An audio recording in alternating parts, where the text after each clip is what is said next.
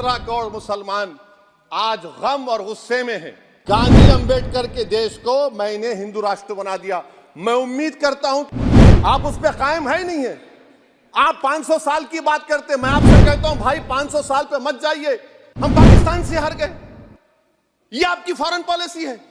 अच्छा सर, सबसे तकलीफ दे बात मेरे लिए है सर, मैं हस्बे आदत और हस्बे रिवायत इसकी मुखालिफत में खड़ा हूं और सदर जमहूरिया के खुतबे को अगर आप देखेंगे सर, तो उसमें पूरे खुतबे में लफ्ज़ मुसलमान तो छोड़िए, लफ्ज़ अक़लियत भी इस्तेमाल नहीं हुआ है।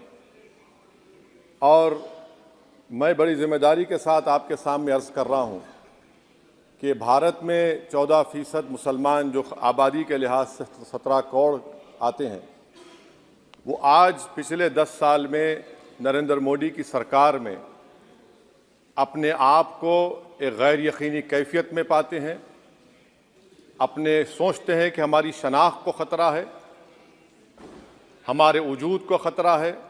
और मैं बड़ी ज़िम्मेदारी के साथ कह रहा हूँ कि जज्बात में लाए बगैर कह रहा हूँ कि आज 17 करोड़ मुसलमान अपने आप को ऐसा समझते हैं कि जिस ज़माने में हिटलर के ज़माने में यहूदी अपने आप को समझते थे। और उसकी मैं बताता हूँ क्यों समझते हैं, बताता हूँ आपको चंद मिनट में। सर, मिसाल के तौर पर आप देखिए खुतबे सदारत के हिस्से तहरीर का 32वां पैराग्राफ, 32 पैराग्राफ में ड्रॉप आउट रेट का जिक्र हुआ, स्कूलों में इंदराज यानी एनरोलमेंट का जिक्र हुआ, एससीज का नाम लिया गया, एसटीज का नाम लिया गया, ओबीसीज का नाम लिया गया, लफ्ज़ अक़लियत का नाम नहीं लिया गया, मुसलमान तो छोड़िए। और सबसे ज़्यादा ड्रॉप आउट इस मुल्क में अगर स्कूलों में है तो मुसलमानों में है। सबसे कम एनरोलमेंट अगर है तो मुसलमानों में हायर एजुकेशन में। गवर्नमेंट का डेटा है सर कि मुसलमानों का जो स्टूडेंट ड्रॉप आउट है वो 14.42 से क्लास 1 से शुरू होता और वो क्लास 6 और 8 को पहुंचे अब तक वो 10.76 को पहुंचता है। ये गवर्नमेंट का डेटा है, यानी क्लास 1 से क्लास 6 से 8 तक ये हाल है। आपने क्या किया सर इस बजट में? प्री मैट्रिक स्कॉलरशिप को सिर्फ 9th क्लास तक महदूद कर दिया और इसमें आपने पैसे कम कर दिए प्री मैट्रिक स्कॉलरशिप में। और सर 2022-23 का बजट आप देखिए, 5026 करोड़ रुपए दिए गए थे, जिसमें से सिर्फ 663 करोड़ इस्तेमाल हुए। अब आप आ जाइए सर, AISHE का डेटा है कि हायर एजुकेशन में मुसलमानों का 8.5 ड्रॉप आउट रेट हुआ है। 2020-21 में गवर्नमेंट का डेटा बता रहा है कि 1,80,000 मुसलमान हायर एजुकेशन में नहीं है। प्री मैट्रिक स्कॉलरशिप को आपने 423 करोड़ था, उसको आपने इस साल 326 कर दिया। मौन आज़ाद फेलोशिप को 45 करोड़ कर दिया।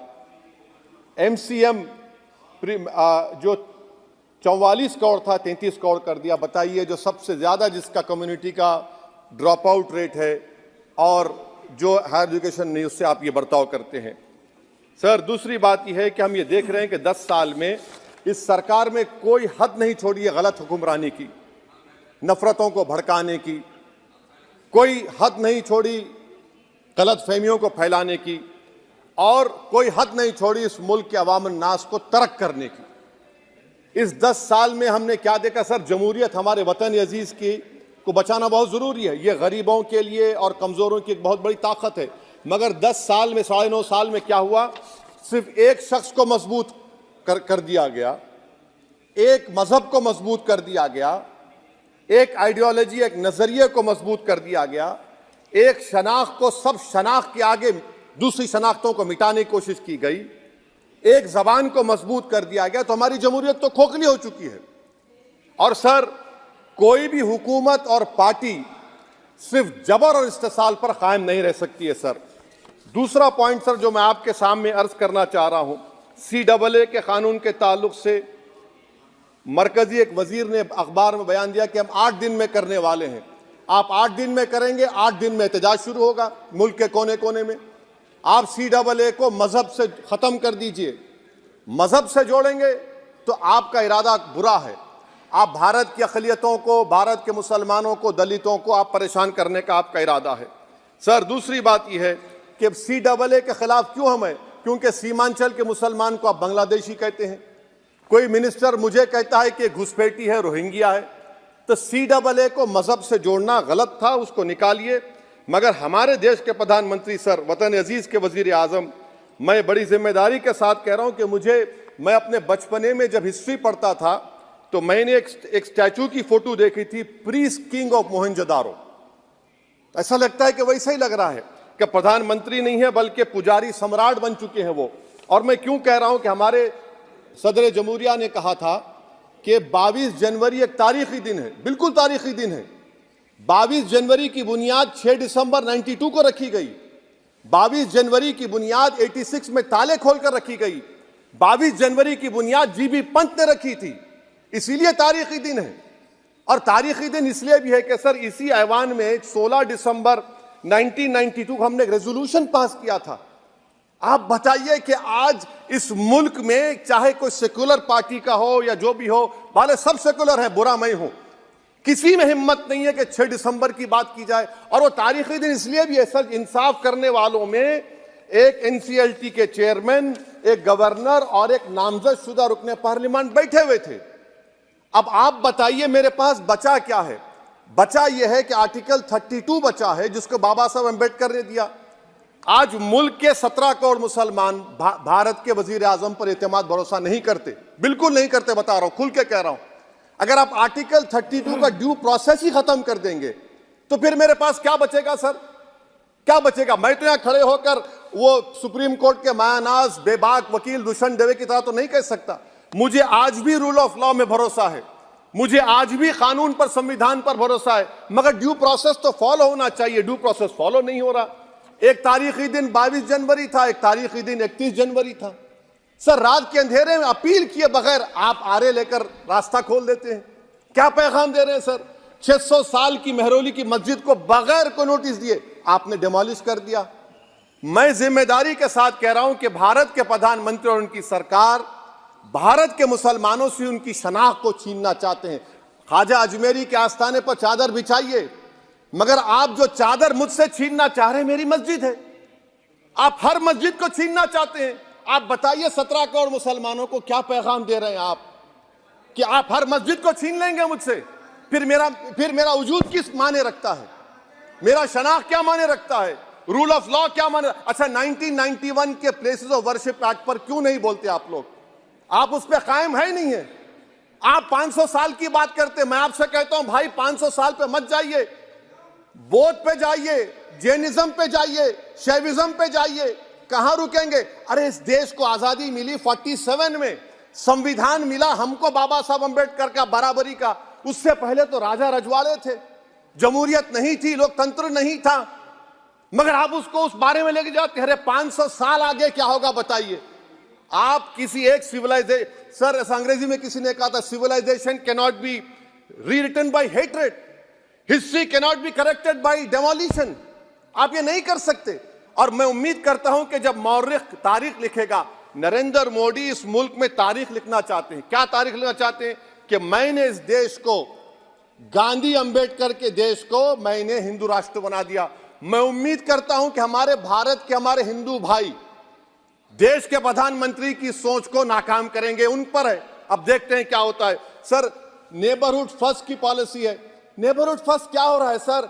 हम सोशल मीडिया के जरिए फॉरेन पॉलिसी चला रहे हैं। मालदीव छोटा मुल्क, वो हमको आंख दिखा रहा है, चीन की गोद में बैठ गया।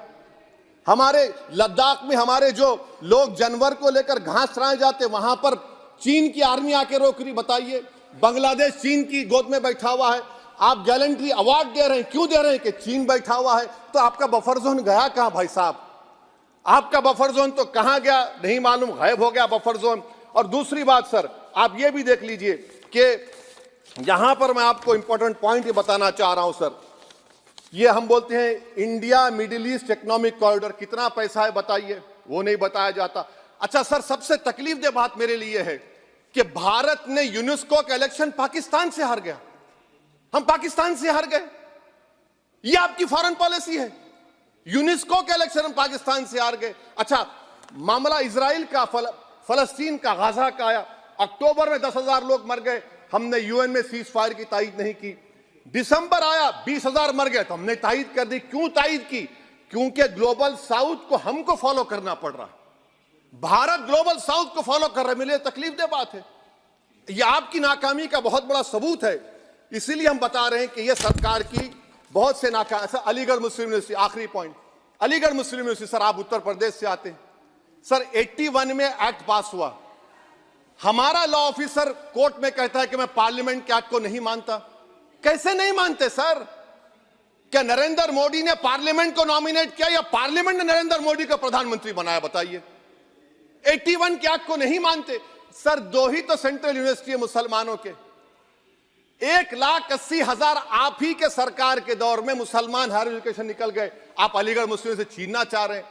Theory of separation of powers में एग्जीक्यूटिव हमको डिक्टेट करेगा।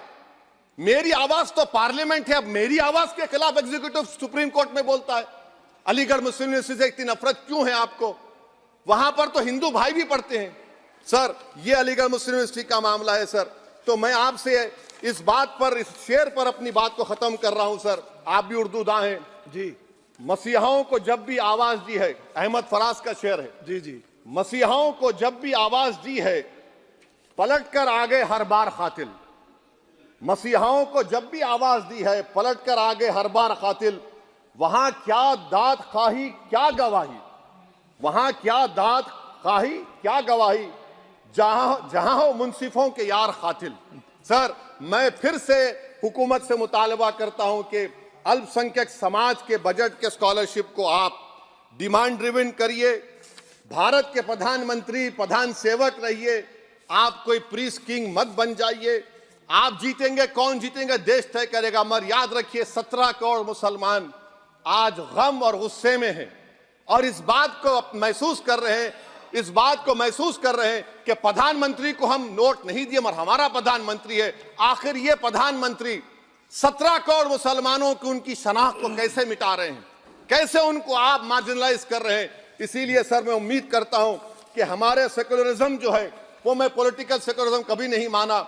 जो सेकुलरिज्म संविधान में लिखा गया उसकी हिफाजत करेंगे। मुल्क अहम है, वरना याद रखिए, आप चुनाव जीते हैं हारे, मगर अगर आप 17 करोड़ एक जनता को आप गैर यकीनी कैफियत पैदा कर देंगे, ये देश के हित में नहीं होगा। बल्कि हम तो उम्मीद कर रहे हैं कि ड्यू प्रोसेस अदालत फॉलो करेगी। अदालत अगर एक तरफा फैसले करेगी तो गलत होगा। सर, बहुत बहुत शुक्रिया।